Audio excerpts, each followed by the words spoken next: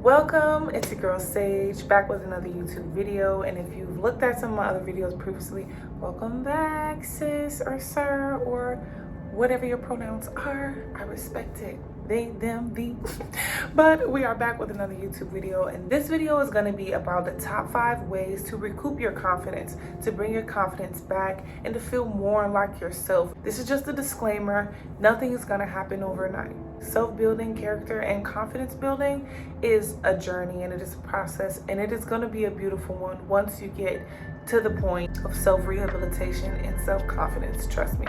First and foremost, I just want you to deeply give yourself a thank you for even opening up this video, because this means that you want better. You know, you're striving for better. You're looking for ways to become a better version of yourself, and that is not easy, you know, having to identify the fact that you might need to be more confident, and you're like, I'm gonna seek assistance. I'm gonna seek some kind of guidance from this. So shout out to you for even opening up this video and wanting more for yourself. Without further ado, let's get into our top 5 ways that you can boost your confidence.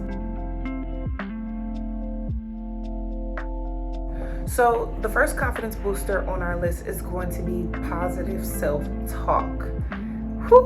This took me some time as well to kind of get into the nature of, because it's so much easier to, when you're upset with yourself or if you feel unfulfilled in the things that you might be doing in life, to kind of down yourself. We are our biggest critics. We are our toughest critics. We are the ones most of the time that brings these expectations upon ourselves so much to just break our confidence apart, and that in turn leads to lack of self-confidence, lack of self-care, lack of self-love, just because us on the inside. Now, we might have outside forces, and we'll get to that. Positive self-talk is detrimental in building self-confidence, because when you tell yourself, oh, I'm the baddest one to walk this earth today, tomorrow, and for years to come, period. Like, that does something to the cells in your body. It does something to your mind. It does something to the way that you look at yourself when you look in the mirror and who you see, no matter what that is. No matter what you look like on the outside, how short or tall or skinny or bodacious you are, the way that you channel energy into yourself, the way that you self-talk is going to create the narrative for what you see when you look in the mirror. So different ways that you can practice positive self-talk is acknowledge your accomplishments. Now, some people might say, well, I honestly haven't accomplished a lot. No, I don't want to hear that. Okay? You are breathing, you are living, you are here fighting against the odds, all the odds that are coming into your life, and you are persevering, you're trying your damnedest. You feel me? So if not anything else, acknowledge that I'm here watching this YouTube video and I'm trying to build myself. That's step 1, So and if you do have some accomplishments, because me personally as an entrepreneur, there are a lot of things that I've accomplished, but I'm just trying to get on to the next thing, so I'm not really sitting with myself, and I'm not like, you're doing a good job, sit there, tell yourself, you know what, you are doing a good job. Even if you're not a millionaire yet, even if you don't have everything in life that you want, or you might not have what the people on social media have, acknowledge what you do have in this moment, because it's only going to get better from here. And you have to believe that without a shadow of a doubt, because you are the creator of your path, and how you feel about your future and how you look at it is how it will unfold. Another way that you can practice positive self-talk, I'm pretty sure you guys have heard of this before, but affirmations. These things work. I'm more of a spiritual person, so I believe in the force and the power and the energy of using your words to manifest different things into your life.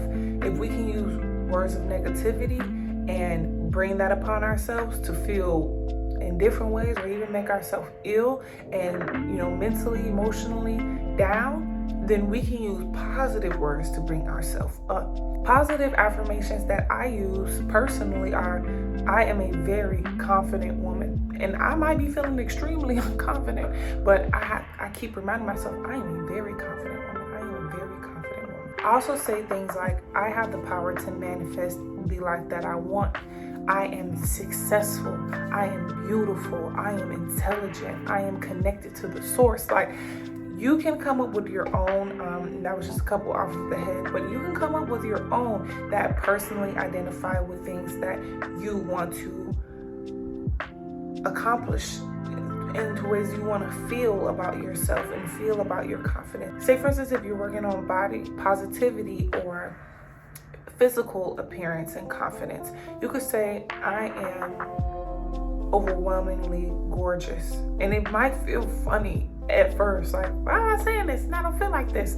No, you have to say it. And when you have to say it and you have to feel it and you have to sit there with yourself with absolutely no judgment to be able to really see that beauty come out, because it's always been there. No matter what you look like, look, without my makeup, without my wig, without my bonnet, with my bonnet on, in my hoodie, I have to believe that. And when you set forth to believe that, you'll start being like, damn, I'm unbelievably gorgeous, for real, like, and that confidence will just shoot through the roof. Another way to practice positive self-talk is to be specific in certain areas of your life that you want to advance. Say, for instance, you are a painter. Tell yourself, I am an incredible painter. I am going to be one of the biggest painters there ever was. Like, you can go to the maximum with these things, and I really prefer you do. You don't go to God and ask for a tiny little bit. It's God, it's the source, whatever you might believe in. So go big. If there are people out here living their dreams because they believed in themselves, you can as well. So yes, use positive affirmations like, I am going to be the best MC there ever was in the world, or I'm going to be the best DJ there ever was in this world, or I'm an incredible cook, I am an incredible engineer, I'm an incredible entrepreneur, I'm an incredible mother. Even if deep down you may not feel these ways, you will begin to feel these ways, because when you say things like that, you start looking at the good you're doing instead of looking at what you're not doing. And having gratefulness even towards yourself is a win. And it starts to make you see, hey, I am doing a great job. Even if I'm not the best cook in the world yet, that mindset that I have towards my dreams, towards my goals, is how I get there. The second way that you can build your self-confidence is my favorite, self-care. And I know we hear about self-care all the time, and there's all these self-care posts and self-care talks, and self-care is detrimental. I am a massage therapist, so I work in an environment where people are self-caring, and it really shows me how self-care transition a person's behavior. Before the massage, they're tense and they're tight and they're anxious and they even have anxiety, and afterward they're replenished, they're refreshed, they feel lighter. That self-care has done something not just to their body but to their mind. And there are so many different ways to self-care. You can get massages, you can go have a spa day, you could read your favorite book, you could just rest. Rest in general, relaxing yourself, allowing yourself to take a break is the hugest form of self-care. Not any of this fancy and, big expensive robes and stuff like that. Now that's nice, but don't get me wrong. But yes, self-care doesn't have to be a form of things. You self-caring could be you saying, you know what, I'm not going to do social media today, or I'm not going to go to work today. I'm going to take some time to myself. I need this time. A lot of people who work 9-to-5 jobs aren't allowed the amount of self-care time that is needed for the average human being to be happy and just properly function, in life. You have so much time taken away from you to pour into yourself, pouring into something else, and that is completely understandable. Food has to be put on the table either way.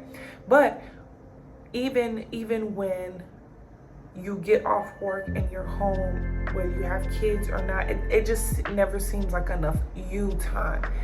Start trying to formulate that you time for yourself.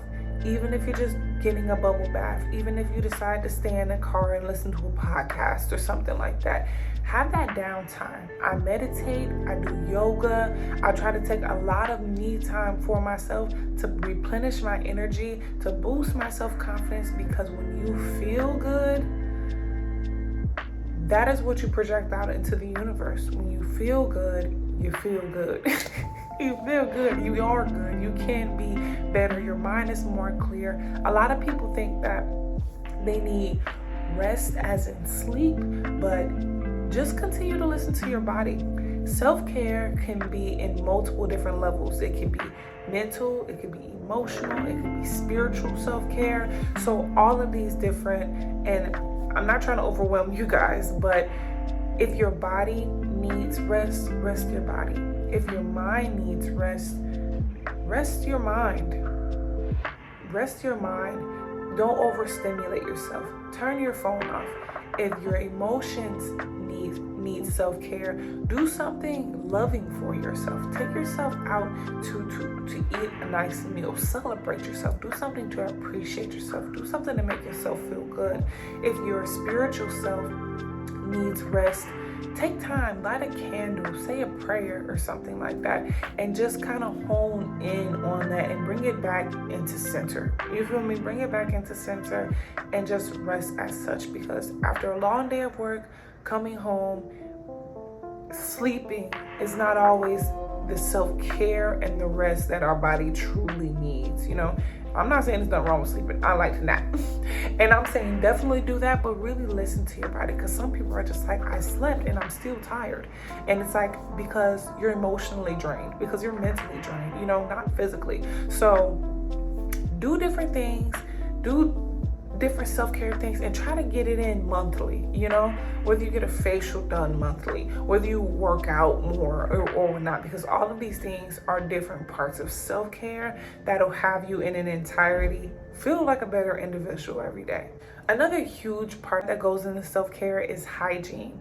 Hygiene is everything. I want to say especially for women, but I hate when people do that, because men need hygiene as well. But especially for a woman, just feeling like a flower, like a beautiful, clean flower, is the best way to boost your confidence. So sometimes when people have anxiety or they get depression, and it leads to a lack of self-confidence, they start not having the energy to really pour in even to themselves. So they begin neglecting their hygiene. So that could be something that you first and foremost start doing. Like, I know I haven't been doing my hair. Let me get up and do my hair.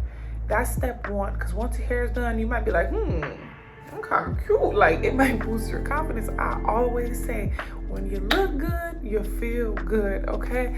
So, and even just other things like vaginal health. You know, I have another video that I'll put the link into below of a lot of different vaginal hygiene products that I personally use that just make me feel in my divine feminine, okay? And that is a huge confidence booster, because when I'm not feeling in my divine feminine below, I'm not feeling divine feminine at all. You feel me? So hygiene is a huge thing. Keeping up to date with your body's hygiene, and this goes in terms of the way that you eat, what you drink, if you're smoking, skincare routines, workout routines, vaginal hygiene routine, hair care, oral care, the add-ons like lashes and brows, because they're a necessity at this point. Even the hygiene of your space, and we'll get to environment as well. All of these things, even if you change them a little bit here, a little bit there, will make a huge difference over time. Moving on to number 3, this is another one of my favorite ways to boost my personal self-confidence, and this is creativity. Wow, guys, I don't think that any of these have boosted my self-confidence as much as getting into my creative space, into a creative mode, into Sage Monroe-ness, okay? So I know a lot of people are still out there finding their different talents and whatnot, and enjoy that journey, because you can literally be anything that you want to be. You can be good at multiple different things, and or maybe you're just still finding your niche of different things that you actually like, instead of going towards a path of things that other people might have told you should like, you know? So as an example, I do music. You can go check out my channel because I have music dropped on there. Get at your girl Sage Monroe. But yeah, I personally do music, and music, it does something for my soul. It does something for my soul. Like what I talked about with that spiritual self-care, the music, getting into my creative mode, helps me find myself, helps me find where I'm located. It gives me a healthy outlet for my emotions. Now, I know some of you guys might write poetry, some of you guys might do art, some of you guys might cook, like I said, or, do music, or have different other talents to where it's like, I can unleash in this space. But finding a way to just positively express yourself, or even negatively express yourself, but in somewhere where it can be directed not towards people, not inward to yourself. Sometimes you have to get the negative energy out because you're a human being, but where you project it is very important. Another point I really want to make when it comes to creativity is it'll help you pinpoint who you are. When you get creative, it kind of becomes a source of identity.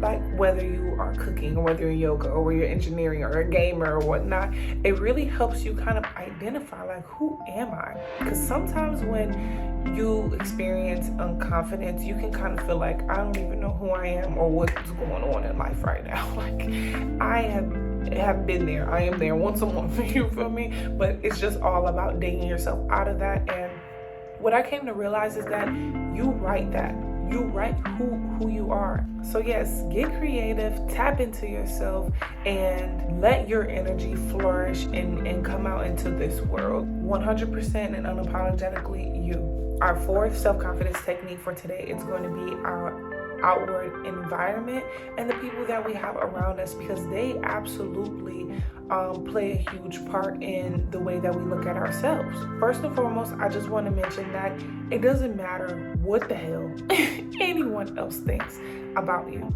In this life, and this is something that we all have to learn one way or another, in this life, it's not about what your boyfriend, girlfriend, husband, wife, sister, auntie, uncle, cousin, daughter, son, nephew thinks about you and your happiness. Now, don't be out here putting out negative energy into the world, but it doesn't matter what anyone thinks about your happiness because it's you. It's your confidence. It's your life. A lot of times, this lack of self-confidence can be coming from the outside of what our mom thinks that we should do when we grow up, where our dad thinks we should go to college, where our boyfriend thinks that we should wear, how much money our girlfriend thinks that we should have. And that could be a downer on our own self-confidence, on our own personality checks, you feel me? So that's why I started off with the hastiness. It doesn't matter what the hell anyone else wants or thinks. And these outside sources and the people that we surround ourselves with have to be aligned with our energy and on a similar path. It has to be aligned with what we want to see ourselves being and having in the future. So we have to be extremely careful with the type of people that you have around you, whether it's your friends, your work environment, your family, home environment. They can have a huge effect on how you see yourself or just self-confidence in general. Deep down, we can feel the type of energy and the type of person that certain people bring out of us. And we always want to attempt to be our very best self. So if you're in an unhealthy relationship and it's not helping you be the best you that you can be, and it's actually kind of stunning your growth, you feel like, get out of there. Get out of there. I know I'm making it sound easier than it actually is, but ask yourself continuously, is it worth my inner peace? Is it worth my self-confidence? Is it worth the way that I see myself? Is this job worth my inner peace? Is it worth my self-confidence? Is this relationship, is keeping this certain family member happy going to be worth my inner peace, worth my self-confidence? And I always use this technique for anyone in my life, or especially when people want to kind of bring their energy inward on me and give me advice and whatnot. I always ask myself, is this person happy with their life? Is this person fulfilled with their life? Are they balanced in their own sense? And if not, I take the advice and I take the energy with 2 little grains of salt and I give it right back. In some cases, you can't really control your environment. Maybe you can't move from where you're living right now, or maybe you can't just get up and quit your job. That could definitely be the case.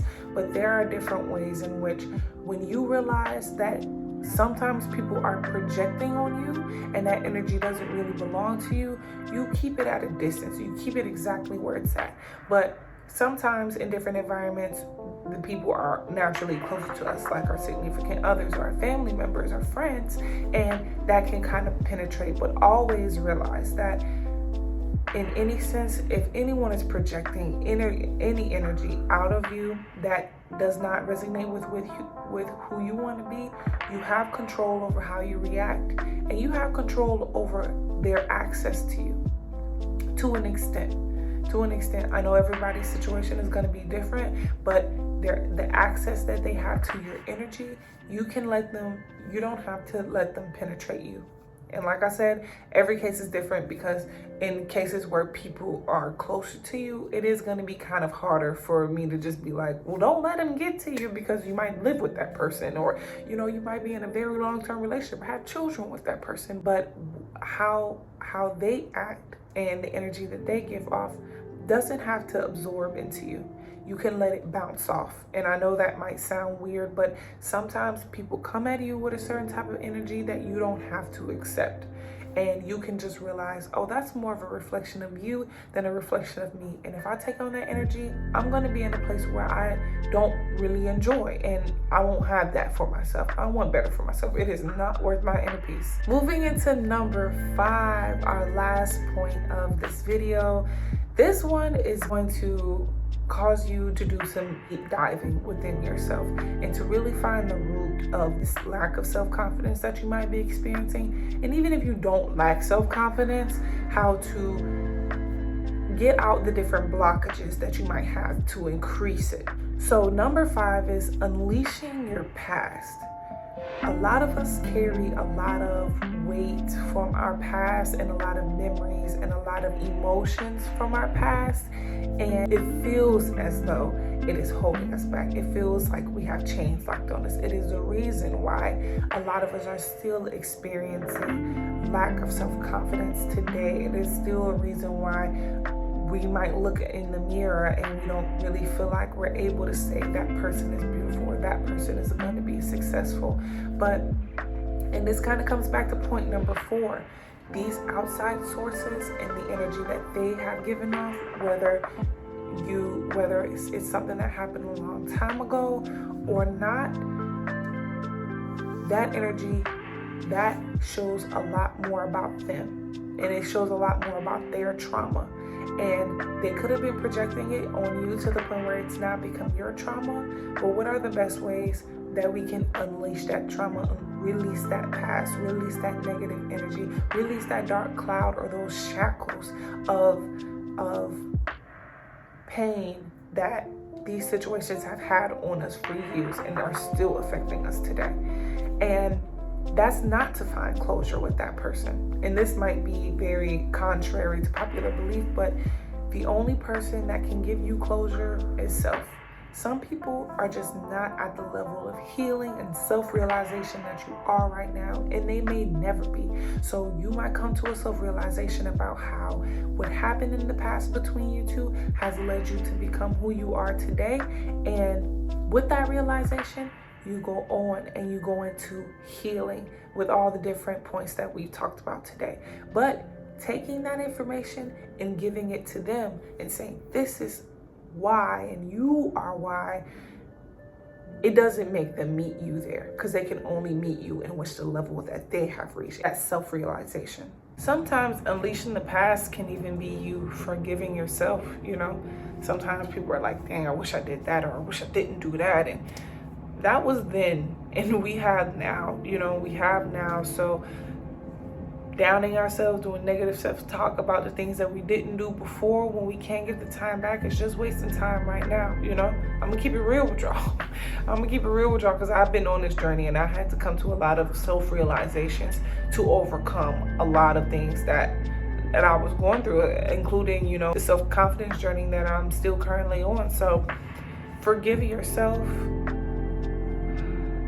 Find the closure that you needed with others within yourself, and be grateful for the lessons that they were. All the setbacks all the ills, all the misfortune is going to be a great underdog story for you in your self-confidence journey. I want to give a very, very, very warm namaste to everyone that watched this video and even made it to the end of this clip, because that means that you are dedicated, okay? And dedication is what it's going to take for you to become the best version of yourself that you can be. Check in with yourself daily. Don't forget self-care. Don't forget self-positive talk. Don't forget to watch the circle that you have around you. Don't forget to get creative as much as you possibly can and unleash the shackles of the past that are holding you back, so you can become the most divine, feminine, masculine parts of your being. And I will see you guys in my next video. Peace.